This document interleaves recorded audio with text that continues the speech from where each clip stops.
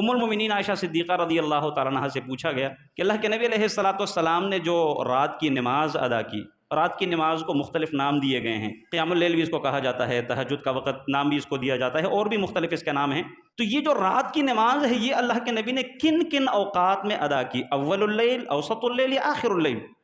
تو عائشہ صدیقہ رضی اللہ تعالیٰ عنہا نے سائل سے کہا کہ اللہ کے نبی علیہ الصلوۃ والسلام نے اول اللیل میں بھی نماز ادا کی ہے، اوسط اللیل میں بھی نماز ادا کی ہے، اور آخر اللیل میں بھی نماز پڑھی ہے۔ یعنی جب موقع ملا اول اللیل میں پڑھنے کا وہ پڑھ دیا، اوسط اللیل میں شروع رات کے حصے میں عشاء کے فوراً بعد نہ پڑھ سکے، درمیانی رات میں کھڑے ہو گئے،